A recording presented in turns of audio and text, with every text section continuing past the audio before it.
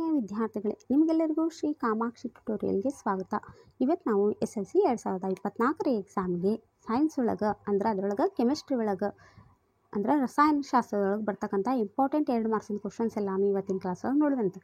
ನಂದೆಂದು class ನೀವು ನೋಡಿದರೆ ಸಾಕು, ಪ್ರೀವಿಯಸ್ ಇಯರ್ ಯಾವುದೇ ಕ್ವಶನ್ ನೀವು ಟಚ್ ಮಾಡೋ ಅವಶ್ಯಕತೆ ಇಲ್ಲ. ಎಲ್ಲ ನಾ ಪ್ರೀವಿಯಸ್ ಇಯರ್ ಎಲ್ಲ ಕವರ್ ಮಾಡಿ ಅದರೊಳಗೆ ಬರ್ತಕ್ಕಂಥ ಇಂಪಾರ್ಟೆಂಟ್ ಕ್ವಶನ್ಸ್ ಎಲ್ಲಾನು ನಿಮ್ಗೆ ಕವರ್ ಮಾಡಿ ಕೊಡ್ಲಿಕ್ಕತ್ತೇನೆ ರೀ. ನನ್ನ ಕ್ಲಾಸ್ ನಿಮ್ಗೆ ಲೈಕ್ ಆತಂದ್ರೆ ಒಂದು ಲೈಕ್ ಮಾಡಿರಿ, ಸಬ್ಸ್ಕ್ರೈಬ್ ಮಾಡ್ಕೊರಿ, ನಿಮ್ಮ ಫ್ರೆಂಡ್ಸ್ಗೆ ಎಲ್ಲರಿಗೂ ಶೇರ್ ಮಾಡಿರಿ. ನೋಡಿರಿ, ಎಷ್ಟು ಸೈನ್ಸ್ ಡೆಪ್ತ್ ಕ್ವಶನ್ ಅಂದ್ರೆ ಅದರೊಳಗೆ ಏನು ನಾವು ಇಂಪಾರ್ಟೆಂಟ್ ಕ್ವಶನ್ ಅಂದ್ಕೊಂಡಿರ್ತೇವಲ್ಲ ಅದನ್ನು ಕೇಳ್ಬೋದು, ಅಥವಾ ಅದಕ್ಕಿಂತ ಡೆಪ್ತಾಗಿ ಕೇಳ್ಬೋದು. ಅದಕ್ಕೆ ಯಾರು ನೀವು ಹೆಚ್ಚಿಗೆ ಸ್ಕೋರ್ ಮಾಡಬೇಕಲ್ಲ, ಇನ್ನೂ ನೀವು ಡೀಪಾಗಿ ಲೆಸನ್ಸ್ ಎಲ್ಲನೂ ಓದ್ರಿ. ಇಲ್ಲ ಮೇಡಮ್, ನಾ ಇಷ್ಟು ದಿನ ನಾವು ಓದಿದ್ದೆ, ನಂಗೆ ತಲೆಗಿನ ಹತ್ತಬಂದು ಸೈನ್ಸ್ ಅಂದರೆ ಟಫ್ ಆಗ್ತೈತಿ, ನನ್ನ ಪಾಸಿಂಗ್ ಅಷ್ಟೇ ಹೇಳ್ಕೊಡ್ರಿ ಅನ್ನೋರಿಗೆ ಇವು ಎಲ್ಲ ಕ್ಲಾಸ್ ಒಳಗೆ ನಿಮ್ಗೆ ಪಾಸಿಂಗ್ಗಿಂತ ಹೈ ಸ್ಕೋರ್ ಆಗ್ತೈತಿ. ಆದ್ರೆ ಇನ್ನೂ ನೀವು ಜಾಸ್ತಿ ಸ್ಕೋರ್ ಮಾಡ್ಬೇಕಂದ್ರೆ ಲೆಸನ್ಸ್ ಎಲ್ಲನೂ ನೀವು ಡೀಪಾಗಿ ಓದಬೇಕು. ನಾ ಆಲ್ಮೋಸ್ಟ್ ನಿಮ್ಗೆ ಇನ್ನೂ ಒಂದು 2 ದಿನ ಆಯ್ತಲ್ಲ, ಅಷ್ಟರೊಳಗೆ ನಾನು ನಿಮ್ಗೆ ಎಷ್ಟು ಸಾಧ್ಯ ಆಕೈತೆ ಅಷ್ಟೆಲ್ಲ ಕವರ್ ಮಾಡಿಕೊಡ್ತೀನಿ ರೀ. ಎಷ್ಟು ನೀವು ಎಕ್ಸಾಮಿಗೆ ಪಾಸಿಂಗ್ಗಿಂತ ಹೈ ಸ್ಕೋರ್ ಮಾಡಲಿಕ್ಕೆ ನಿಮ್ಗೆ ಎಷ್ಟು ಸಹಾಯ ಐತಲ್ಲ, ನನ್ನಿಂದ ಎಷ್ಟು ಸಹಾಯ ಆಗ್ತೈತೆ ಅಷ್ಟು ಸಹಾಯ ನಿಮ್ಗೆ ಮಾಡ್ತೀನಿ ರೀ. ನೋಡಿರಿ, ನನ್ನ ಕ್ಲಾಸ್ ಸ್ಟಾರ್ಟ್ ಮಾಡೋಕ್ಕಿಂತ ಮೊದಲೇ ನನ್ನ ಕ್ಲಾಸ್ ನಿಮ್ಗೆ ಲೈಕ್ ಆತಂದ್ರೆ ಒಂದು ಲೈಕ್ ಮಾಡಿರಿ, ಸಬ್ಸ್ಕ್ರೈಬ್ ಮಾಡ್ಕೊರಿ, ನಿಮ್ಮ ಫ್ರೆಂಡ್ಸ್ಗೆ ಎಲ್ಲರಿಗೂ ಶೇರ್ ಮಾಡಿರಿ. ನೋಡಿರಿ, ಮೊದಲೇ ಇಂಪಾರ್ಟೆಂಟ್ ಕ್ವಶನ್ 2 ಮಾರ್ಕ್ಸಿಂದ ಇವತ್ತು ನಾ ಮಾಡ್ಲಿಕ್ಕತ್ತದೆ ಕೆಮಿಸ್ಟ್ರಿ ಒಳಗೆ 2 ಮಾರ್ಕ್ಸಿನ ಕ್ವಶನ್. ರಸಾಯನಶಾಸ್ತ್ರ ಒಂದು ಅನುರೂಪ ಶ್ರೇಣಿಯಲ್ಲಿರುವ ಹೈಡ್ರೋಕಾರ್ಬನ್ಗಳ ಗುಂಪಿನ ಮೊದಲ ಸದಸ್ಯನ ಅಣುಸೂತ್ರ CH4 ಆದರೆ 4ನೇ ಸದಸ್ಯನ ಅಣುಸೂತ್ರ ಕಂಡುಹಿಡಿದು ಅದರ ಎರಡು ರೀತಿಯ ರಚನಾ ವಿನ್ಯಾಸಗಳನ್ನು ಬರೀಬೇಕು. ನೋಡ್ರಿ, C1H4 ಹೌದಾ, C1H4 ಅಂದ್ರೆ CnH2n+2 ಹೌದಾ. ಅದರದ್ದು ಇನ್ನೊಂದು ಏನು ಬರಿಬೋದು ನಾವು, C2H6 ಅಂದ್ರೆ C4 ಯಾವ ರೀತಿ ಬರಿಬೋದು, 4 ಅಂದ್ರೆ H ನೋಡ್ರಿ, N ಇದ್ದಲ್ಲಿ 4, Hಕ್ಕೆ H ಹಂಗೆ ಬರ್ರಿ, 2ಕ್ಕೆ 2 ಹಂಗೆ ಬರ್ರಿ, ಇಂಟು ಹಾಕಿ N ಇದ್ದಲ್ಲಿ ಎಷ್ಟು ಬರೀಬೇಕು, 4+2 ಹಂಗಂದ್ರೆ 4 2 8 ಪ್ಲಸ್ ನೋಡ್ರಿ ಇಲ್ಲೇ ಕಂಟಿನ್ಯೂ ಆಗಿ 4 2 8 +2 ಹಂಗೆ ಬರೀರಿ. C4ಕ್ಕೆ C4 ಹಂಗೆ ಬರ್ರಿ, 8ಕ್ಕೆ 2 ಕೊಡಿಸಿದ್ರೆ 10 ಅದ C1H2 C3H8 C1H2 C4H10 ತಿಳಿತಲ್ಲ ಇದು. ನೆಕ್ಸ್ಟ್ ಬ್ಯೂಟೇನ್ ಹೌದಾ, ಬ್ಯೂಟೇನ್ C4H10 ಅದರದ್ದು ರಚನಾ ವಿನ್ಯಾಸವನ್ನು ಬರೀಬೇಕು. ರಚನಾ ವಿನ್ಯಾಸವನ್ನು ನೋಡ್ರಿ, N ಬ್ಯೂಟೇನ್ನ ರಚನಾ ವಿನ್ಯಾಸ ಅಂದ್ರೆ 4C ಬರೆದು ಟೋಟಲ್ ಕಂಟಿನ್ಯೂ ಇಲ್ಲಿ ಎಲ್ಲನೂ H ಬರೀತ್ರಿ ಹೌದಾ. ಐಸೋಬ್ಯೂಟೇನ್ ಅಂದ್ರೆ ಇಲ್ಲಿ 3C ಬರೆದು 1Cನ ಈ ನಡುಕಿನ C ಕೆಳಗೆ ಬರೆದು ನೋಡ್ರಿ, ಎಲ್ಲ ಸುತ್ತೂ ನಮ್ಗೆ 4 ಹೈಡ್ರೋಜನ್ನ ಕವರ್ ಆಗಬೇಕು. ಆ ರೀತಿ ಸುತ್ತು ಈ ಥರ ಬರೀಬೇಕು. ಅಥವಾ ಇದನ್ನು ಹಿಂಗರ ಬರೀರಿ, ಇಲ್ಲ ಮೇಡಮ್ ನಾ ಹಿಂಗೆ ಬರಿತೀನಿ ಲಾಸ್ಟ್ನೇಕ್ಕೆ ನಾನು ಡಬಲ್ ಮಾಡ್ಕೊತೀನಿ ಅಂದರೆ ನಡಕಿಂದ C ಬರೆಯೋದು ಬದಲು 2C ಕಂಟಿನ್ಯೂ ಬರೆದು ಇವೆರಡು C ಈ ಥರ ಬರೆದು ಇವೆ H ಈ ಥರ ನೀವು ಬರಿಬೋದು. ನೋಡ್ರಿ, ಇಲ್ಲಿ 4 ಮಾಡಬೇಕಲ್ಲ, ಅದಕ್ಕೆ ಇಲ್ಲಿ ಏನಾಗೈತಿ, ಇಲ್ಲೊಂದು ಬಾಂಡ್ ತಿಳಿತಲ್ಲ ಇದು. ನೆಕ್ಸ್ಟ್ ಮಿಶ್ರಲೋಹಗಳು ಎಂದರೇನು, ಕಂಚು ಮತ್ತು ಬೆಸಿಗೆ ನೋಡ್ರಿ, ಕಂಚು ಮತ್ತು ಬೆಸಿಗೆ ಲೋಹದಲ್ಲಿರುವ ಘಟಕ ಧಾತುಗಳನ್ನು ಹೆಸರಿಸಬೇಕು. ಇಲ್ಲ ನಾ ಇದು ಬಾಣಂಗಿಲ್ಲ ರೀ, ಇದು ಬರಿತೀನಿ ಅನ್ನೋರು ಅದರುಗಳು ಎಂದರೇನು, ಲೋಹದ ಸಲ್ಫೈಡ್ ಅದರುಗಳು ಮತ್ತು ಕಾರ್ಬೋನೇಟ್ ಅದರುಗಳನ್ನು ಅವುಗಳ ಆಕ್ಸೈಡ್ಗಳಾಗಿ ಪರಿವರ್ತಿಸುವ ವಿಧಾನಗಳನ್ನು ಕ್ರಮವಾಗಿ ಬರೆಯಿರಿ ಅಂತ ಕೇಳ್ಯಾರ ಹೌದಾ. ನೋಡಿ, 2 ಅಥವಾ ಹೆಚ್ಚು, ಇದಂತೂ ಮಿಶ್ರಲೋಹ ಅಂದ್ರೆ ಬಹಳ ಈಸಿ. 2 ಅಥವಾ ಹೆಚ್ಚು ಲೋಹಗಳು ಅಥವಾ ಲೋಹ ಅಲೋಹಗಳ ಸಮರೂಪ ಮಿಶ್ರಣಕ್ಕೆ ಮಿಶ್ರಲೋಹ ಅಂತಾರೆ. ಕಂಚು ಅಂದ್ರೆ ತಾಮ್ರ ಮತ್ತು ತವರ Cu ಮತ್ತು Sn, ಬೆಸುಗೆ ಅಂದ್ರೆ ಸೀಸ ಮತ್ತು ತವರ Pb ಮತ್ತು Sn. ನೆಕ್ಸ್ಟ್ ನೋಡ್ರಿ, ಅತ್ಯಂತ ಹೆಚ್ಚಿನ ಪ್ರಮಾಣದಲ್ಲಿ ನಿರ್ದಿಷ್ಟ ಲೋಹವನ್ನು ಹೊಂದಿರುವ ಮತ್ತು ಲಾಭದಾಯಕವಾಗಿ ಲೋಹವನ್ನು ಹೊರತೆಗೆಯಬಹುದಾದ ಖನಿಜಗಳು. ನೋಡ್ರಿ, ಸೆಕೆಂಡ್ ಕ್ವಶನ್. ಮತ್ತು ಅದರುಗಳೆಂದರೇನು, ಅದರುಗಳೆಂದರೇನು, ಲೋಹದ ಸಲ್ಫೈಡ್ ಅದರುಗಳು ಮತ್ತು ಕಾರ್ಬೋನೇಟ್ ಅದರುಗಳನ್ನು ಅವುಗಳ ಆಕ್ಸೈಡ್ಗಳನ್ನಾಗಿ ಪರಿವರ್ತಿಸುವ ವಿಧಾನಗಳನ್ನು ಕ್ರಮವಾಗಿ ಬರೀರಿ ಎಂದಾರ. ನೋಡ್ರಿ, ಅದರುಗಳ ಅಂದ್ರೆ ಅತ್ಯಂತ ಹೆಚ್ಚಿನ ಪ್ರಮಾಣದಲ್ಲಿ ನಿರ್ದಿಷ್ಟ ಲೋಹವನ್ನು ಹೊಂದಿರುವ ಮತ್ತು ಲಾಭದಾಯಕವಾಗಿ ಲೋಹವನ್ನು ಹೊರತೆಗೆಯಬಹುದಾದ ಖನಿಜಗಳು ಅದರುಗಳಂದ್ರೆ. ಲೋಹದ ಸಲ್ಫೈಡ್ನ ಅದರು ಅಂದ್ರೆ ಹುರಿಯುವಿಕೆ, ಲೋಹದ ಕಾರ್ಬೋನೇಟ್ ಅದರು ಅಂದ್ರೆ ಕಾಸುವಿಕೆ. ನೆಕ್ಸ್ಟ್ ಒಂದು ಪ್ರಮಾಣದಲ್ಲಿರುವ 5 ml ಸೋಡಿಯಂ ಸಲ್ಫೇಟ್ ದ್ರಾವಣಕ್ಕೆ ಅಷ್ಟೇ ಪ್ರಮಾಣದ ಬೇರಿಯಂ ಕ್ಲೋರೈಡ್ ದ್ರಾವಣವನ್ನು ಸೇರಿಸಿದಾಗ ಉತ್ಪತ್ತಿಯಾದ ಜಲವಿಲೀನಗೊಳ್ಳದ ಬಿಳಿಯ ಪ್ರಕ್ಷೇಪ ಯಾವುದು? ಬಿಳಿಯ ಪ್ರಕ್ಷೇಪ ಉಂಟಾಗಲು ಕಾರಣವಾದ ಅಯಾನುಗಳನ್ನು ಹೆಸರಿಸಿ. ಇಲ್ಲಿ ಜರುಗಿದ ರಾಸಾಯನಿಕ ಕ್ರಿಯೆಯ ವಿಧವನ್ನು ಏನು ಮಾಡಬೇಕು? ಹೆಸರಿಸ್ಬೇಕು. ನೋಡ್ರಿ, BaSO4 ಅಂದ್ರೆ ಬೇರಿಯಂ ಸಲ್ಫೇಟ್, SO4-2 ಅಂದ್ರೆ ಸಲ್ಫೇಟ್ ರ್ಯಾಡಿಕಲ್, Ba+2 ಅಂದರೆ ಬೇರಿಯಂ ಅಯಾನು. ಇಲ್ಲೇ ದ್ವಿಸ್ಥಾನಪಲ್ಲಟ ಅಥವಾ ಪ್ರಕ್ಷೇಪಣ ಕ್ರಿಯೆ ಏನಿರ್ತೈತಿ ನಡೆದೈತಿ. ನೆಕ್ಸ್ಟ್ ಕ್ವಶನ್, ನೀರಿನಲ್ಲಿ ಆಮ್ಲೀಯ ದ್ರಾವಣವು ವಿದ್ಯುತ್ ಪ್ರವಹಿಸುವುದನ್ನು ತೋರಿಸುವ ಉಪಕರಣಗಳ ಜೋಡಣೆಯ ಚಿತ್ರವನ್ನು ಬರೆದು ಸಾರರಿಕ್ತ HCl ದ್ರಾವಣವನ್ನು ಅದರೊಳಗೆ ಗುರುತಿಸ್ಬೇಕು. ನೋಡ್ರಿ, ಈ ರೀತಿ ತೆಗೆದು ಅದರೊಳಗೆ ಸಾರರಿಕ್ತ HCl ಅಂದರೆ ಯಾವುದಂತ ಗುರುತಿಸ್ಬೇಕು. ಈ ಡಯಾಗ್ರಾಮಿಗೆ 1.5 ಮಾರ್ಕ್ಸ್, ಭಾಗ ಏನು ಗುರುತಿಸುತ್ತಲ್ಲ ಅದಕ್ಕೆ ಅರ್ಧ ಮಾರ್ಕ್ಸ್. ತಿಳಿತಲ್ಲ ಇದು? ನೆಕ್ಸ್ಟ್ ನೋಡ್ರಿ, ಕ್ಯಾಲ್ಸಿಯಂ ಕಾರ್ಬೋನೇಟನ್ನು ಕಾಸಿದಾಗ ಕ್ಯಾಲ್ಸಿಯಂ ಆಕ್ಸೈಡ್ ಮತ್ತು ಕಾರ್ಬನ್ ಡೈಆಕ್ಸೈಡ್ ಉತ್ಪತ್ತಿಯಾಗುತ್ತದೆ. ಈ ಕ್ರಿಯೆಗೆ ಸರಿದೂಗಿಸಿದ ರಾಸಾಯನಿಕ ಸಮೀಕರಣವನ್ನು ಬರೆಯಿರಿ ಮತ್ತು ಈ ರಾಸಾಯನಿಕ ಕ್ರಿಯೆಯ ವಿಧವನ್ನು ಹೆಸರಿಸಬೇಕು. ನೋಡ್ರಿ, ಇದು ಭಾಳ ಇಂಪಾರ್ಟೆಂಟ್. ಇದು CaCO3 ಅದಕ್ಕೆ ಉಷ್ಣ ಕೊಟ್ಟರೆ ಏನಾಗೈತಿ? CaO + CO2. ಇದು ಯಾವುದು? ಉಷ್ಣ ವಿಭಜನೆ ಕ್ರಿಯೆ ಅಥವಾ ಅಂತರುಷ್ಣಕ ಕ್ರಿಯೆ ಅಂತ ಕರೀತಾರೆ. ನೆಕ್ಸ್ಟ್ ನೋಡ್ರಿ, ಲೋಹದ ಮೇಲೆ ಹಬೆಯ ವರ್ತನೆಯನ್ನು ತೋರಿಸುವ ಉಪಕರಣಗಳ ಜೋಡಣೆಯ ಚಿತ್ರವನ್ನು ಬರೆಯಿರಿ. ನೋಡ್ರಿ, ಏನಿಲ್ಲ, ಈ ಚಿತ್ರವನ್ನು ತೆಗೆದ್ರೆ ಸಾಕು, ನಿಮ್ಗೆ 2 ಮಾರ್ಕ್ಸ್ ಕೊಡ್ತಾರೆ. ಲೋಹದ ಮೇಲೆ ಹಬೆಯ ವರ್ತನೆ ಯಾವ ರೀತಿ ಇರ್ತಕ್ಕಂತ ಈ ಡಯಾಗ್ರಾಮ್ ತೆಗಬೇಕು. ನೆಕ್ಸ್ಟ್ ನೋಡ್ರಿ,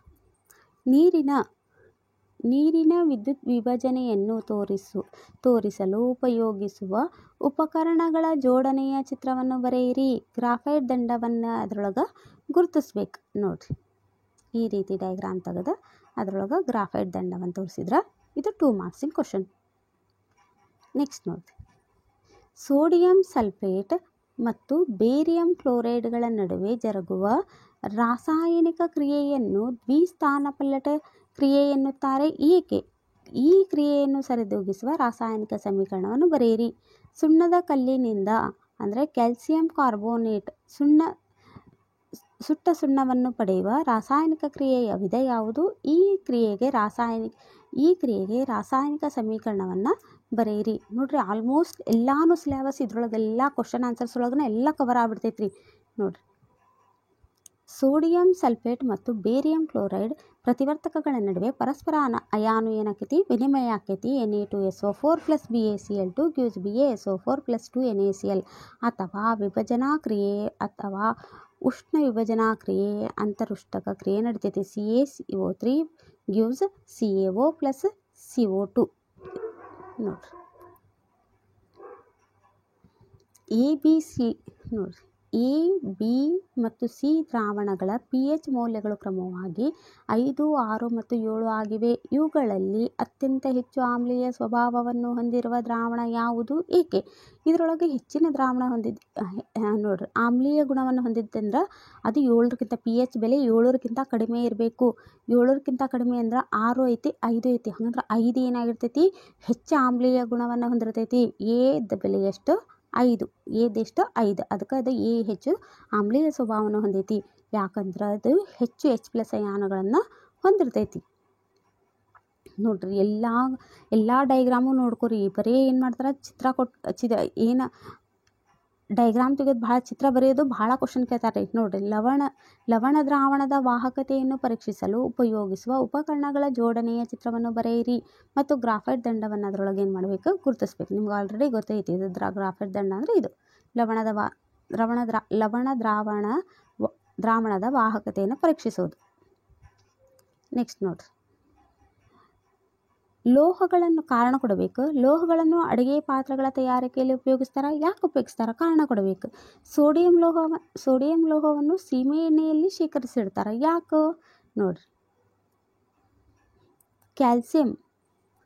ಕ್ಯಾಲ್ಸಿಯಂ ಲೋಹ ನೀರಿನೊಂದಿಗೆ ವರ್ತಿಸಿದಾಗ ಬಿಡುಗಡೆಯಾಗುವ ಅನಿಲವು ಹೊತ್ತಿಕೊಳ್ಳುವುದಿಲ್ಲ. ಯಾಕೆ ಹೊತ್ಕೊಳ್ಳೋದಿಲ್ಲ ಅಂತ ಕಾರಣ ಕೊಡಬೇಕು. ಅಯಾನಿಕ ಸಂಯುಕ್ತಗಳು ಹೆಚ್ಚಿನ ಕರಗುವ ಮತ್ತು ಕುದಿಯುವ ಬಿಂದುಗಳನ್ನು ಹೊಂದೈತಿ ಅನ್ನೋದನ್ನು, ಯಾಕೆ ಹೊಂದೈತಿ ಅನ್ನೋದನ್ನು ಕಾರಣ ಕೊಡಬೇಕು. ನೋಡಿರಿ, ಲೋಹಗಳನ್ನು ಅಡುಗೆ ಪಾತ್ರೆಗಳ ತಯಾರಿಕೆಯಲ್ಲಿ ಉಪಯೋಗಿಸ್ತಾರೆ. ಯಾಕೆ ಉಪಯೋಗಿಸ್ತಾರೆ? ಏಕೆಂದರೆ ಲೋಹಗಳು ಉಷ್ಣದ ಉತ್ತಮ ವಾಹಕಗಳು, ಅತಿ ಹೆಚ್ಚಿನ ಕರಗುವ ಬಿಂದುವನ್ನು ಹೊಂದಿರುವುದು, ಕುಟ್ಟೆದೇ ಗುಣವಿರುವುದರಿಂದ ಇದೇನಾಗಿರ್ತೈತಿ, ಇದನ್ನು ಲೋಹವನ್ನು ಅಡುಗೆ ಪಾತ್ರೆಗಳ ತಯಾರಿಕೆಯಲ್ಲಿ ಬಳಸ್ತಾರೆ. ನೆಕ್ಸ್ಟ್, ಸೋಡಿಯಂ ಲೋಹವನ್ನು ಸೀಮೆ ಎಣ್ಣೆಯಲ್ಲಿ ಶೇಖರಿಸ್ತಾರೆ. ಯಾಕಂದ್ರೆ ಸೋಡಿಯಮ್ಮು ವಾತಾವರಣದಲ್ಲಿರ್ತಕ್ಕಂಥ ಆಕ್ಸಿಜನ್ ಮತ್ತು ನೀರಿನೊಂದಿಗೆ ಕ್ಷಿಪ್ರವಾಗಿ ವರ್ತಿಸ್ತೈತಿ.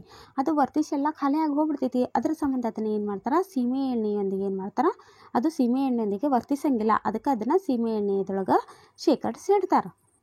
ನೆಕ್ಸ್ಟ್, ಕ್ಯಾಲ್ಸಿಯಂ ಲೋಹ ನೀರಿನೊಂದಿಗೆ ವರ್ತಿಸಿದಾಗ ಬಿಡುಗಡೆಯಾಗುವ ಅನಿಲವು ಹೊತ್ತಿಕೊಳ್ಳುವುದಿಲ್ಲ. ಯಾಕೆ ಹೊತ್ಕೊಳಂಗಿಲ್ಲಪ್ಪ ಅಂದ್ರೆ ನೀರಿನೊಂದಿಗೆ ಕ್ಯಾಲ್ಸಿಯಂನ ಪ್ರತಿವರ್ತನೆ ತೀವ್ರ ಕಡಿಮೆ ಮತ್ತು ಬಿಡುಗಡೆಯಾಗುವ ಉಷ್ಣವು ಹೊತ್ತಿಕೊಳ್ಳಲು ಸಾಕಾಗೋದಿಲ್ಲ. ನೋಡಿ, ಅಯಾನಿಕ ಸಂಯುಕ್ತಗಳು ಹೆಚ್ಚಿನ ಕರಗುವ ಮತ್ತು ಕುದಿಯುವ ಬಿಂದುಗಳನ್ನು ಹೊಂದಿರ್ತೈತಿ. ಯಾಕಂದ್ರೆ ಅಯಾನುಗಳ ನಡುವಿನ ಪ್ರಬಲ ಅಯಾನಿಕ ಬಂಧವನ್ನು ಒಡೆಯಲು ಹೆಚ್ಚು ಶಕ್ತಿ ಏನಾಕೈತಿ, ಬೇಕಾಗ್ತೈತಿ. ನೆಕ್ಸ್ಟ್ ನೋಡ್ರಿ, ಒಂದು ಜಮೀನಿಗೆ ಕೃಷಿ ತಜ್ಞರು ನಿರ್ದಿಷ್ಟ ಪ್ರಮಾಣದ ಸುಣ್ಣವನ್ನು ಸೇರಿಸಲು ಸಲಹೆಯನ್ನು ನೀಡಿದ್ದಾರೆ. ಇದಕ್ಕೆ ಕಾರಣಗಳೇನಿರಬಹುದು, ವಿವರಿಸಿ. ಯಾಕೆ ಅವರು ಜಮೀನಿನ ತಜ್ಞರು ಬಂದಿರ್ತಾರ, ನಿರ್ದಿಷ್ಟ ಪ್ರಮಾಣದ ಸುಣ್ಣವನ್ನು ಸೇರಿಸಲಿಕ್ಕೆ ಸಲಹೆ ಕೊಡ್ತಾರೆ. ಯಾಕೆ ಕೊಡ್ತಾರ? ಸಸ್ಯಗಳ ಆರೋಗ್ಯಕರ ಬೆಳವಣಿಗೆಗೆ ನಿರ್ದಿಷ್ಟ pH ವ್ಯಾಪ್ತಿಯ ಅಗತ್ಯವಿದೆ. ಅವನ ಜಮೀನಿನ ಮಣ್ಣು ಆಮ್ಲೀಯವಾಗಿರ್ತೈತಿ. ಸುಣ್ಣವು ಪ್ರತ್ಯಾಮ್ಲೀಯ ಗುಣವನ್ನು ಹೊಂದಿರ್ತೈತಿ. ಆದ್ದರಿಂದ ಮಣ್ಣಿಗೆ ಸುಣ್ಣವನ್ನು ಸೇರಿಸಿದಾಗ ಅದರ ಆಮ್ಲೀಯತೆ ಏನಾಕೈತಿ, ಕಡಿಮೆ ಆಕೈತಿ ಅಥವಾ ತಟಸ್ಥಗೊಳ್ತೈತಿ. ತಿಳಿತಲ್ಲ ಇದು? ನೆಕ್ಸ್ಟ್ ನೋಡ್ರಿ, ನೀರಿನಲ್ಲಿ ಆಮ್ಲೀಯ ದ್ರಾವಣ ವಿದ್ಯುತ್ತನ್ನು ಪ್ರವಹಿಸುತ್ತದೆ ಎಂಬುದನ್ನು ತೋರಿಸುವ ಉಪಕರಣದ ಚಿತ್ರವನ್ನು ಬರೆಯಿರಿ ಮತ್ತು ಈ ಕೆಳಗಿನ ಭಾಗವನ್ನು ಗುರುತಿಸಬೇಕು. ಸಾರಯುಕ್ತ ಹೈಡ್ರೋಕ್ಲೋರಿಕ್ ಆಮ್ಲ ಮತ್ತು ರಬ್ಬರ್ ಕಾರ್ಡ್. ನೋಡ್ರಿ, ಈ ರೀತಿ ಅದ ಡೈಗ್ರಾಮನ್ನು ತೆಗೆದು ಸಾರಯುಕ್ತ ಹೈಡ್ರೋಕಾರ್ಬನ್, ನೋಡ್ರಿ ಸಾರಯುಕ್ತ ಹೈಡ್ರೋಕ್ಲೋರಿಕ್ ಆಮ್ಲ, ರಬ್ಬರ್ ಕ್ಲಾರ್ಕ್, ಈ ಭಾಗಗಳನ್ನು ಗುರುತಿಸಿದ್ರೆ ಅರ್ಧ ಮಾರ್ಕ್ಸ್. ನೋಡ್ರಿ, ನೆಕ್ಸ್ಟ್ ಅಥವಾ ಇನ್ನೊಂದು ಕ್ವಶನ್ ಕೇಳ್ಯಾರ ಅದರೊಳಗೆ. ಸಾರರಹಿತ ಸಲ್ಫ್ಯೂರಿಕ್ ಆಮ್ಲದೊಂದಿಗೆ ಸತುವಿನ ಚೂರುಗಳ ವರ್ತನೆ ಮತ್ತು ಉರುವಿಕೆಯ ಮೂಲಕ ಹೈಡ್ರೋಜನ್ ಅನಿಲದ ಪರೀಕ್ಷೆಯನ್ನು ತೋರಿಸುವ ಉಪಕರಣ ಜೋಡಣೆಯ ಚಿತ್ರವನ್ನು ಬರೆದು ಅದರ ಭಾಗಗಳನ್ನು ಗುರುತಿಸಬೇಕು. ಏನು? ಪ್ರಣಾಳ ಮತ್ತು ಸಾಬೂನಿನ ದ್ರಾವಣವನ್ನು. ನೋಡ್ರಿ, ಈ ರೀತಿ ಡೈಗ್ರಾಮ್ ತೆಗೆದು ಇಲ್ಲಿ ಪ್ರಣಾಳ ಐತಿ, ಇಲ್ಲಿ ಸಾಬೂನಿನ ದ್ರಾವಣ ಐತಂತ ತೋರಿಸಿದ್ರೆ ಸಾಕು ನಿಮ್ಗೆ 2 ಮಾರ್ಕ್ಸ್. ಬರೀ 2 ಮಾರ್ಕ್ಸಿಂದ ಮೋಸ್ಟ್ಲಿ ಏನು ಮಾಡ್ತಾರೆ, ಇದು ಡೈಗ್ರಾಮ್ ಇದ್ದು ಒಂದಲ್ಲ ಒಂದು ಕ್ವಶನ್ ಬಂದೈತಿ ಇದು. ಕೆಳಗಿನ ಸಂದರ್ಭಗಳಲ್ಲಿ ಲೋಹಗಳ ಯಾವ ಭೌತ ಗುಣಗಳನ್ನು ಉಪಯೋಗಿಸಲಾಗಿದೆ? ಚಿನ್ನವನ್ನು ಆಭರಣ ತಯಾರಿಕೆಯಲ್ಲಿ ಉಪಯೋಗಿಸುತ್ತಾರೆ. ನಿಕ್ಕಲ್ಲನ್ನು ಗಿಟಾರಿನ ತಂತಿಗಳಲ್ಲಿ ಉಪಯೋಗಿಸುತ್ತಾರೆ. ಯಾಕಂದ್ರೆ ಚಿನ್ನ ಏನಿರ್ತೈತಿ, ಹೊಳಪಾದ ಮೇಲ್ಮೈ ಅಥವಾ ಲೋಹೀಯ ಕಾಂತಿ ಹೊಂದೈತಿ, ತನ್ನೆತೆ ಮತ್ತು ಕುಟ್ಟೆತ ಗುಣವನ್ನು ಹೊಂದೈತಿ. ನಿಕ್ಕಲ್ಲನ್ನು ಗಿಟಾರಿನ ತಂತಿ ಉತ್ಪಾದಿಸಲು ಬಳಸ್ತಾರೆ. ಯಾಕಂದ್ರೆ ಅದು ಶಾಬ್ದನ ಮತ್ತು ತನ್ನೆತೆ ಗುಣವನ್ನದು ಹೊಂದಿರ್ತೈತಿ. ನಶಿಸುವಿಕೆ, ಸಂಕ್ಷಾರಣ ಎಂದರೇನು? ಇದನ್ನು ಹೇಗೆ ತಡೆಗಟ್ಟಬಹುದು? ಲೋಹವು ತನ್ನ ಸುತ್ತಮುತ್ತಲಿನ ವಸ್ತುಗಳಾದ ತೇವಾಂಶ, ಆಮ್ಲ ಇತ್ಯಾದಿಗಳಿಂದ ಆಕ್ರಮಿಸಲ್ಪಡುತ್ತದೆ. ಈ ವಿದ್ಯಮಾನಕ್ಕೆ ಸಂಕ್ಷಾರಣ ಅಥವಾ ನಶಿಸುವಿಕೆ ಅಂತ ಕರೀತಾರ. ಇದನ್ನು ಯಾವ ರೀತಿ ತಡೆಗಟ್ಟಬಹುದು? ಲೋಹಗಳಿಗೆ ಬಣ್ಣ ಹಚ್ಚೋದ್ರಿಂದ, ಎಣ್ಣೆ ಸವರೋದ್ರಿಂದ, ಗ್ರೀಸ್ ಹಚ್ಚೋದ್ರಿಂದ, ಗಾಲ್ವನೀಕರಣದಿಂದ, ಕ್ರೋಮಿಯಂ ಲೇಪನ ಮಾಡೋದ್ರಿಂದ, ಅನೋಡೀಕರಣ ಅಥವಾ ಮಿಶ್ರ ಲೋಹಗಳನ್ನಾಗಿ ಮಾಡುವುದರ ಮೂಲಕ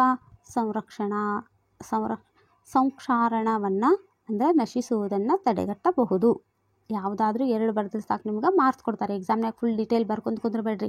2 ಮಾರ್ಕ್ಸಿಗೆ ಎಷ್ಟು ಆನ್ಸರ್ ಬರಬೇಕಲ್ಲ ಅಷ್ಟು. ಅದಕ್ಕೆ ನಾನು ನಿಮ್ಗೆ ಇವತ್ತು 2 ಮಾರ್ಕ್ಸಿಗೆ ನೀವು ಯಾವ ರೀತಿ ಆನ್ಸರ್ಸ್ ಬರೀಬೇಕು ಅನ್ನೋ ಸಂಬಂಧ ನಾನು ನಿಮ್ಗೆ 2 ಮಾರ್ಕ್ಸಿನ ಕ್ವಶನ್ ತೊಗೊಂಡು ಅದಕ್ಕೆ ಯಾವ ರೀತಿ ಆನ್ಸರ್, ಇವು ಗೋರ್ಮೆಂಟ್ ಆನ್ಸರ್ ಕೊಟ್ಟಿದ್ದಾರೆ ನಿಮ್ಗೆ, ಇದು ತಿಳ್ಕೊಂಡ್ರೆ ಸಾಕು, ನೀವು ಆರಾಮ್ ಎಕ್ಸಾಮ್ ಬರ್ತೀರಿ. ನೋಡ್ರಿ, ಲೋಹ ಮತ್ತು ಅಲೋಹಗಳ ರಾಸಾಯನಿಕ ಲಕ್ಷಣಗಳಿಗಿರುವ 2 ವ್ಯತ್ಯಾಸಗಳನ್ನು ಬರೀಬೇಕು.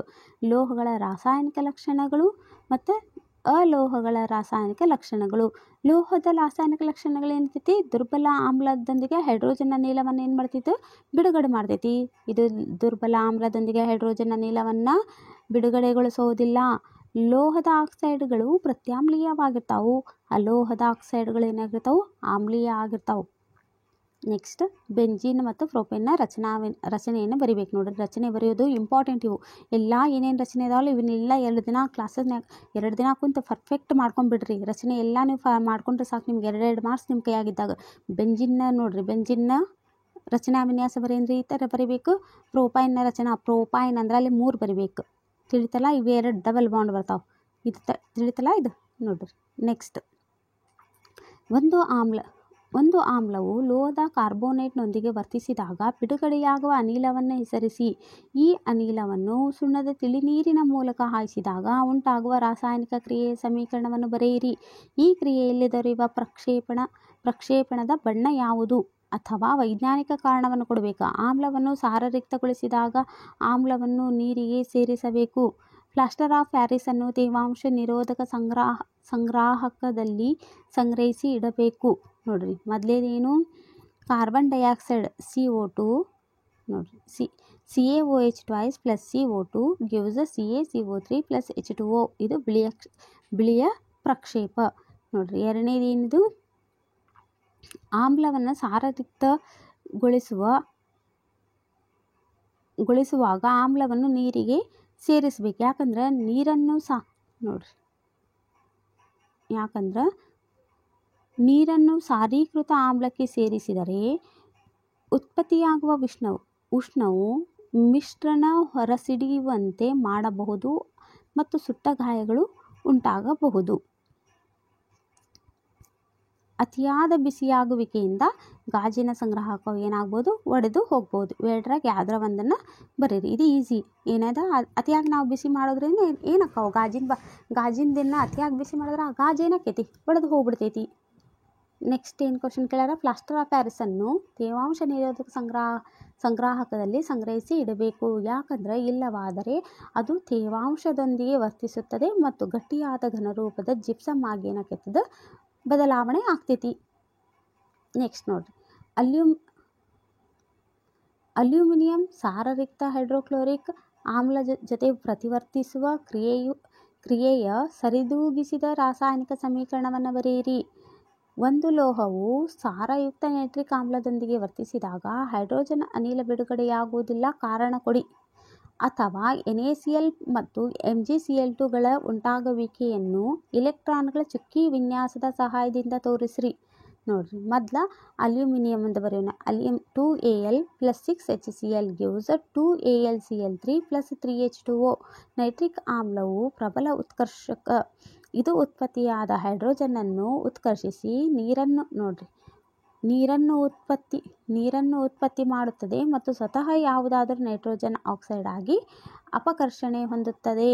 ನೋಡ್ರಿ, ಇದನ್ನ ಈ ರೀತಿ ಚುಕ್ಕೆ ವಿನ್ಯಾಸದ ಮೂಲಕನೂ ತೋರಿಸ್ಬೋದು. E ಸೇರಿ ಈ ರೀತಿ Na+ ಆಗಿ Cl- ಆಕೈತಿ. MgClCl ಇವು ಈ ರೀತಿ ಬಾಣದ ಗುರುತನ್ನು ತೋರಿಸಿ Mg+2 ಬರೆದು Cl2 ಈ ಥರನೂ ಬರೆದು ತೋರಿಸ್ಬೋದು.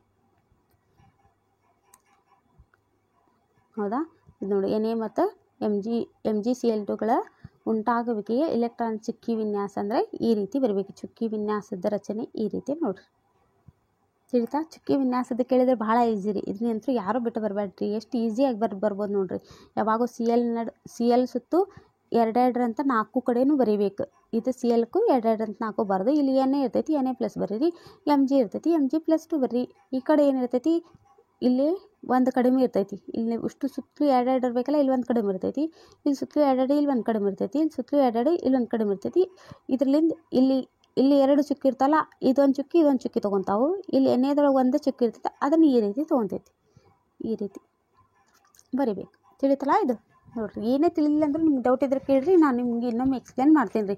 ಈಗ ನಿಮ್ಗೆ ಶಾರ್ಟಾಗಿ ಹೇಳೋ ಸಂಬಂಧ ನಾನು ನಿಮ್ಗೆ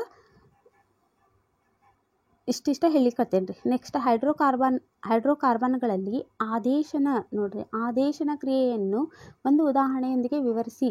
ಸಾಬೂನು ಸ್ವಚ್ಛಗೊಳಿಸುವ ಕ್ರಿಯೆಯನ್ನು ವಿವರಿಸಿ. ನೋಡ್ರಿ, ಪರ್ಯಾಪ್ತ ಹೈಡ್ರೋಕಾರ್ಬನ್ಗಳು ಗಳು ಅಷ್ಟೇನು ಕ್ರಿಯಾಪಟುಗಳಲ್ಲ. ಆದಾಗ್ಯೂ ಸೂರ್ಯನ ಬೆಳಕಿನ ಸಮ್ಮುಖದಲ್ಲಿ ಆದೇಶನ ಕ್ರಿಯೆಗೆ ಏನು ಮಾಡ್ತಿರ್ತದೆ, ಒಳಪಡುತ್ತದೆ. ಕ್ಲೋರಿನ್ ಹೈಡ್ರೋಜನ್ ಪರಮಾಣುಗಳನ್ನು ಒಂದೊಂದಾಗಿ ಸ್ಥಾನಪಲ್ಲಟಗೊಳಿಸಬಹುದು.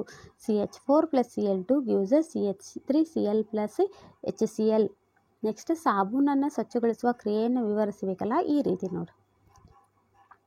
ಸಾಬೂನಿನ ಅಯಾನಿಕ ತುದಿ ನೀರಿನೊಂದಿಗೆ ವರ್ತಿಸಿದರೆ ಕಾರ್ಬನ್ ಸರಪಳಿಯು ಎಣ್ಣೆ ಅಥವಾ ಜಿಡ್ಡುಯೊಂದಿಗೆ ವರ್ತಿಸುತ್ತದೆ.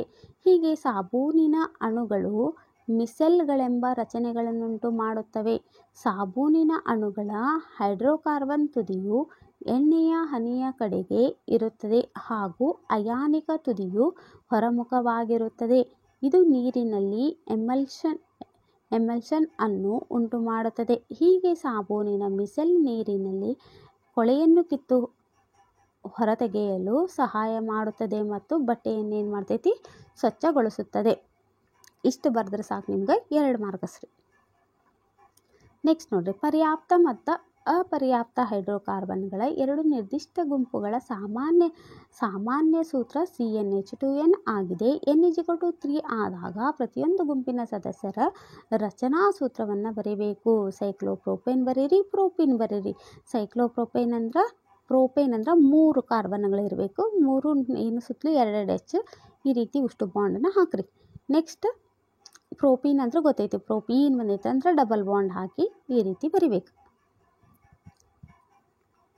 ನೆಕ್ಸ್ಟ್ ನೋಡ್ರಿ, ಆಧುನಿಕ ಆವರ್ತಕ ಕೋಷ್ಟಕದಲ್ಲಿನ ABCD ಧಾತುಗಳ ಸ್ಥಾನವನ್ನು ಕೆಳಗಿನ ಕೋಷ್ಟಕದಲ್ಲಿ ನೀಡಿದೆ. ಕೋಷ್ಟಕವನ್ನು ಗಮನಿಸಿ ಕೆಳಗಿನ ಪ್ರಶ್ನೆಗಳಿಗೆ ಉತ್ತರಿಸಿ. ಆವರ್ತ 3, ಆವರ್ತ 4, ವರ್ಗ 1, ವರ್ಗ 2 ಈ ರೀತಿ ಕೊಟ್ಟರ. ಅತಿ ಹೆಚ್ಚು ಪರಮಾಣು ಗಾತ್ರವನ್ನು ಹೊಂದಿರುವ ಧಾತು ಯಾವುದು, ಏಕೆ? ಅತಿ ಕಡಿಮೆ ಲೋಹೀಯ ಗುಣವನ್ನು ಹೊಂದಿರುವ ಧಾತು ಯಾವುದು, ಏಕೆ ಅಂತ ಕೇಳಾರ. ಹೌದಾ, ನೋಡ್ರಿ ನೋಡ್ರಿ ಸಿ ಅನ್ನೋದು ಏನಾಕೈತಿ, ವರ್ಗದಲ್ಲಿ ಕೆಳಕ್ಕೆ ಹೋದಂತೆ ಗಳು ಸೇರ್ಪಡೆ ಆಗ್ತಾವು ಅಥವಾ ವರ್ಗದ ಕೆಳಗೆ ಹೋದಂತೆ ಎಲೆಕ್ಟ್ರಾನುಗಳು ಹೊಸ ಕವಚಗಳಿಗೆ ಪ್ರವೇಶಿಸ್ತಾವು. ಬಿ ಒಳಗೆ ಏನಾಕೈತಿ, ಆವರ್ತಕದಲ್ಲಿ ಎಡದಿಂದ ಬಲಕ್ಕೆ ಸಾಗಿದಂತೆ ಎಲೆಕ್ಟ್ರಾನುಗಳನ್ನು ಕಳೆದುಕೊಳ್ಳುವ ಪ್ರವೃತ್ತಿ ಕಡಿಮೆ ಆಕೈತಿ ಅಥವಾ ಎಲೆಕ್ಟ್ರಾನುಗಳು ಅದೇ ಕವಚದೊಳಗಿನಕ್ಕವು ಉಳಿದಿರ್ತಾವೆ. ತಿಳಿತಲ್ಲ ಇದು. ನೆಕ್ಸ್ಟ್ ನೋಡ್ರಿ, ನೀರಿನ ವಿದ್ಯುತ್ ವಿಭಜನೆಯನ್ನು ಉಪಯೋಗಿಸುವ ಉಪಕರಣದ ಚಿತ್ರವನ್ನು ಬರೆಯಿರಿ. ಈ ಕೆಳಗಿನ ಭಾಗಗಳನ್ನು ಗ್ರಾಫೈಟ್ ಮತ್ತು ಕ್ಯಾಥೋಡ್ ಮತ್ತು ಗ್ರಾಫೈಟ್ ದಂಡವನ್ನು ಗುರುತಿಸಬೇಕು. ನೋಡಿ ಈ ರೀತಿ ಸೇಮ್. ಸೀಸದ ನೈಟ್ರೇಟನ್ನು ಕಾಯಿಸಿದಾಗ ಬಿಡುಗಡೆಯಾಗುವ ಕಂದು ಬಣ್ಣದ ಧೂಮವನ್ನು ಹೆಸರಿಸಿ.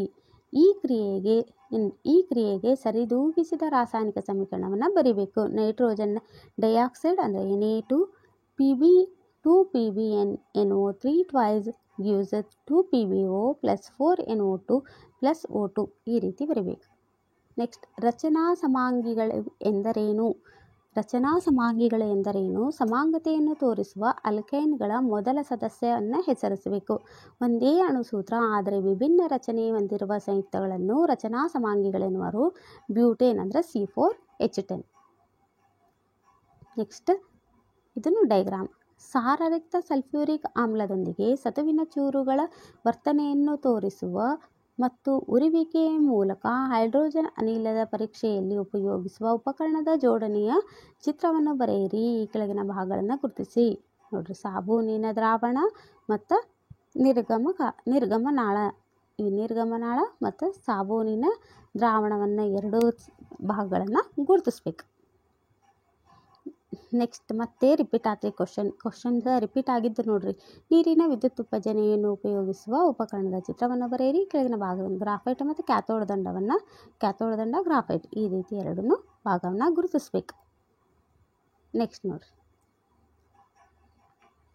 ಜಲೀಯ ಸೋಡಿಯಂ ಕ್ಲೋರೈಡ್ ದ್ರಾವಣದಲ್ಲಿ ಕೆಂಪು ಲಿಟ್ಮಸ್ ಕಾಗದ ಮತ್ತು ನೀಲಿ ಲಿಟ್ಮಸ್ ಕಾಗದಗಳನ್ನು ಅದ್ದಿದಾಗ ಅವುಗಳ ಬಣ್ಣದಲ್ಲಿ ಯಾವುದೇ ಬದಲಾವಣೆ ಇರುವುದಿಲ್ಲ. ಆದರೆ ಅದೇ ದ್ರಾವಣದ ಮೂಲಕ ನೇರ ವಿದ್ಯುತ್ತನ್ನು ಹಾಯಿಸಿದ ನಂತರ ಕೆಂಪು ಲಿಟ್ಮಸ್ ನೀಲಿ ಬಣ್ಣಕ್ಕೆ ತಿರುಗುತ್ತದೆ. ಈ ಬದಲಾವಣೆಗೆ ಕಾರಣವಾದ ಉತ್ಪನ್ನ ಯಾವುದು? ಈ ಉತ್ಪನ್ನದ ಯಾವುದಾದರೂ 2 ಉಪಯೋಗಗಳನ್ನು ತಿಳಿಸಬೇಕು. ಯಾವುದದು ಉಪಯೋಗ ಅಂದ್ರೆ ಯಾವುದದು ಸೋಡಿಯಂ ಹೈಡ್ರಾಕ್ಸೈಡ್ ಅಂದರೆ NaOH. ಅದರ ಉಪಯೋಗ ಲೋಹಗಳ ಜಿಡ್ಡು ನಿವಾರಣೆ, ಸಾಬೂನು ಮತ್ತು ಮಾರ್ಜಕಗಳು, ಕಾಗದ ತಯಾರಿಕೆ, ಕೃತಕ ನೂಲುಗಳ ತಯಾರಿಕೆಗೆ ಇದನ್ನ ಬಳಸ್ತಾರೆ. ನೆಕ್ಸ್ಟ್ ನೋಡಿ, ನೀರಿನಲ್ಲಿ ಆಮ್ಲೀಯ ದ್ರಾವಣ ವಿದ್ಯುತ್ತನ್ನು ಪ್ರವಹಿಸುವುದನ್ನು ತೋರಿಸುವ ಚಿತ್ರವನ್ನು ಬರೆದ ಭಾಗವನ್ನು ಗುರುತಿಸಬೇಕು.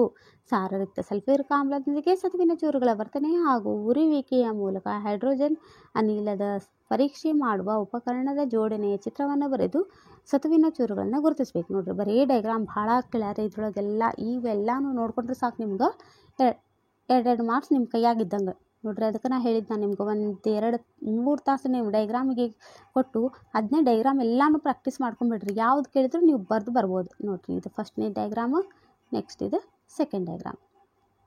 ತಿಳಿತಲ್ಲ ಇದು. ನೆಕ್ಸ್ಟ್, ಮೆಂಡೆಲಿಯವನ ಆವರ್ತ ಕೋಷ್ಟಕದ ಮಿತಿಗಳನ್ನು ಆಧುನಿಕ ಆವರ್ತ ಕೋಷ್ಟಕದಲ್ಲಿ ಹೀಗೆ ಸರಿಪಡಿಸಲಾಗಿದೆ. ಅಥವಾ ಪರಮಾಣು ಗಾತ್ರವು ಆಧುನಿಕ ಆವರ್ತ ಕೋಷ್ಟಕದಲ್ಲಿ ಗುಂಪು ಮತ್ತು ಆವರ್ತಗಳಲ್ಲಿ ಹೀಗೆ ಬದಲಾಗುತ್ತದೆ, ಏಕೆ?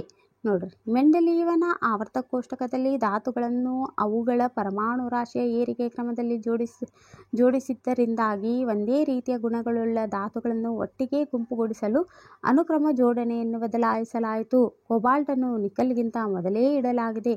ಸಮಸ್ಥಾನಿಗಳಿಗೆ ಯಾವುದೇ ಸ್ಥಾನವಿರಲಿಲ್ಲ. ಆಧುನಿಕ ಆವರ್ತ ಕೋಷ್ಟಕದಲ್ಲಿ ಧಾತುಗಳನ್ನು ಪರಮಾಣು ಸಂಖ್ಯೆ ಏರಿಕೆ ಕ್ರಮದಲ್ಲಿ ಮತ್ತು ಎಲೆಕ್ಟ್ರಾನ್ ವಿನ್ಯಾಸಗಳ ಆಧಾರದಲ್ಲಿ ಜೋಡಿಸಿದ್ದರಿಂದ ಮೆಂಡೆಲಿಯವನ ಆವರ್ತ ಕೋಷ್ಟಕದ ಮಿತಿಯನ್ನು ಸರಿಪಡಿಸಲಾಗಿದೆ. ಸಮಸ್ಥಾನಿಗಳ ಸಮಸ್ಯೆಯನ್ನು ಬಗೆಹರಿಸಲಾಯಿತು. ನೋಡ್ರಿ, ಎರಡೂದ್ರೊಳಗೆ 2 ಮತ್ತು 3ನೇ ಅಂಶಗಳನ್ನು ಬರೆದರೂ ಪೂರ್ಣಾಂಕಗಳನ್ನು ಏನು ಮಾಡ್ತಾರೆ, ಕೊಡ್ತಾರೆ. ನೆಕ್ಸ್ಟ್ ನೋಡಿ, ಇದರೊಳಗೆ ಏನು ಕ್ವಶನ್ ಕೇಳಿದ್ರು, ಪರಮಾಣು ಗಾತ್ರವು ಆಧುನಿಕ ಆವರ್ತ ಕೋಷ್ಟಕದಲ್ಲಿ ಗುಂಪು ಮತ್ತು ಆವರ್ತಗಳಲ್ಲಿ ಹೀಗೆ ಬದಲಾಗುತ್ತದೆ, ಏಕೆ ಅಂತ ಕೇಳ್ಯಾರ. ನೋಡ್ರಿ, ಗುಂಪಿನಲ್ಲಿ ಕೆಳಗೆ ಹೋದಂತೆ ಪರಮಾಣುಗಳ ಗಾತ್ರ ಏನಾಗ್ತೈತಿ, ಹೆಚ್ಚಾಗ್ತೈತಿ. ಏಕೆಂದರೆ ಕೆಳಗೆ ಹೋದಂತೆ ಹೊಸ ಕವಚಗಳು ಏನಾಗ್ತಾವು, ಸೇರ್ಪಡೆಯಾಗುತ್ತಾವು. ಇದು ಅತ್ಯಂತ ಹೊರಗಿನ ಎಲೆಕ್ಟ್ರಾನ್ ಮತ್ತು ನ್ಯೂಕ್ಲಿಯಸ್ ನಡುವಿನ ಅಂತರವನ್ನು ಹೆಚ್ಚಿಸ್ತೈತಿ. ಆವರ್ತದಲ್ಲಿ ಎಡದಿಂದ ಬಲಕ್ಕೆ ಸಾಗಿದಂತೆ ಪರಮಾಣುಗಳ ಗಾತ್ರ ಏನಾಕೈತಿ, ಕಡಿಮೆ ಆಕೈತಿ. ಏಕೆಂದರೆ ಹೆಚ್ಚು ನ್ಯೂಕ್ಲಿಯಸ್ನ ಆವೇಶವು ಎಲೆಕ್ಟ್ರಾನ್ಗಳನ್ನು ನ್ಯೂಕ್ಲಿಯಸ್ನ ಹತ್ತಿರಕ್ಕೆ ಏನಾಕೈತಿ, ಸೆಳಿತೈತಿ. ಮತ್ತೆ ಡೈಗ್ರಾಮ್ ಬಂತು. ತಾಮ್ರದ ಸಲ್ಫೇಟ್ ದ್ರಾವಣದಿಂದ ತಾಮ್ರವನ್ನು ಶುದ್ಧೀಕರಿಸಲು ಉಪಯೋಗಿಸುವ ಉಪಕರಣದ ಜೋಡಣೆಯ ಚಿತ್ರವನ್ನು ಬರೆದು ಈ ಕೆಳಗಿನ ಭಾಗವನ್ನು ಗುರುತಿಸಬೇಕು. ಕ್ಯಾಥೋಡ್, ಧನಾಗ್ರ ಮಡ್ಡಿ. ಈ ರೀತಿ ಡೈಗ್ರಾಮ್ ಅಂತ ತೆಗೆದು ಗುರುತಿಸ್ಬೇಕು. ನೋಡ್ರಿ, ಎಲ್ಲಾನು 2 ಮಾರ್ಕ್ಸಿಂದ ಏನೇನು ರಸಾಯನಶಾಸ್ತ್ರದ ಇಂಪಾರ್ಟೆಂಟ್ ಕ್ವಶನ್ಸ್ ಇದಾವಲ್ಲ, ಎಲ್ಲ ಕ್ವಶನ್ನು ಈ ಕ್ಲಾಸ್ನಾಗ ನಾನು ನಿಮ್ಗೆ ಕವರ್ ಮಾಡಿಕೊಟ್ಟೇನೆ ರೀ. ಎಷ್ಟು ಮೋಸ್ಟ್ ಇಂಪಾರ್ಟೆಂಟ್ ಕ್ಲಾಸ್ ಗೊತ್ತಾ ಇದು? ನೀವು ಎಕ್ಸಾಮ್ಗಿಂತ ಮೊದಲು ಇದನ್ನು ನೋಡ್ಕೊಂಡು ಹೋದ್ರೆ ಸಾಕು, ನಿಮ್ಗೆ ಗೊತ್ತಾಗ್ತೈತೆ ರೀ ಎಷ್ಟು ಇಂಪಾರ್ಟೆಂಟ್ ಕ್ಲಾಸ್ ಅನ್ನೋದನ್ನು. ಎಕ್ಸಾಮ್ ಬಂದಮೇಲೆ ನೀವೇ ಹೇಳ್ತೀರಿ. ಎಕ್ಸಾಮ್ ಬಂದಮೇಲೆ ನಾವು ಟೆಕ್ಸ್ಟ್ ಬುಕ್ನೇ ಓದ್ಕೊಂಡು ಕುಂತ್ರೆ ಉಪಯೋಗ ಇಲ್ಲ. ಪ್ರೀವಿಯಸ್ ಇಯರಲ್ಲಿ ಬರ್ತಕ್ಕಂಥ ಕ್ವಶನ್ನ ಆ ಕ್ವಶನಿಗೆ ನಾವು ಯಾವ ರೀತಿ ಆನ್ಸರ್ ಮಾಡ್ಬೇಕು ಅನ್ನೋದನ್ನು ಕಲ್ತಿರ್ಬೇಕು. ನಾನು ನಿಮ್ಗೆ ಇವತ್ತು ಯಾವ ರೀತಿ ಆನ್ಸರ್ ಬರೀಬೇಕು ನಾನು ನಿಮ್ಗೆ ಎಕ್ಸ್ಪ್ಲೇನ್ ಮಾಡಿ ಹೇಳ್ಕೊಟ್ಟಿಲ್ರಿ. ನಾನು ನಿಮ್ಗೆ ಆನ್ಸರ್ನ ಯಾವ ರೀತಿ ಬರೀಬೇಕಂತ ಎಕ್ಸ್ಪ್ಲೇನ್ ಮಾಡೀನಿ. ಯಾವಾಗೂ ಎಲ್ಲರೂ ಸ್ಕೂಲ್ನಾಗ ಎಲ್ಲಾಗಲಿ ಸಬ್ಜೆಕ್ಟನ್ನು ಹೇಳ್ರಿ ಅಂದ್ರೆ ಫುಲ್ ಅದನ್ನ ತಿಳಿಸಿ ಹೇಳಲಿಕ್ಕೆ ಪ್ರಯತ್ನ ಮಾಡ್ತಾರೆ. ನಾನು ಇವತ್ತು ನಿಮ್ಗೆ ಆನ್ಸರನ್ನು ಯಾವ ರೀತಿ ಬರೀಬೇಕು ಅನ್ನೋದನ್ನು ನಿಮ್ಗೆ ಈ ಕ್ಲಾಸ್ ಒಳಗೆ ಹೇಳ್ಕೊಟ್ಟೇನಿ ರೀ. ನನ್ನ ಕ್ಲಾಸನ್ನು ನಿಮ್ಗೆ ಲೈಕ್ ಆತಂದ್ರೆ ಒಂದು ಲೈಕ್ ಮಾಡಿರಿ, ಸಬ್ಸ್ಕ್ರೈಬ್ ಮಾಡ್ಕೊರಿ, ನಿಮ್ಮ ಫ್ರೆಂಡ್ಸ್ಗೆಲ್ಲರಿಗೂ ಶೇರ್ ಮಾಡಿರಿ, ನಿಮ್ದೊಂದು ಒಳ್ಳೆ ಕಮೆಂಟ್ಸನ್ನು ಕೊಡ್ರಿ ನನಗೆ. Thank you.